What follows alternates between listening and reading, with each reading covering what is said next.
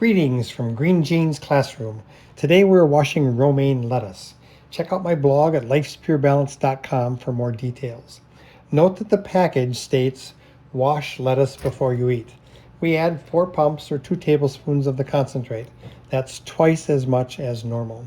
Draw approximately 1 gallon of water while immersing the lettuce, making sure it is wet with wash solution.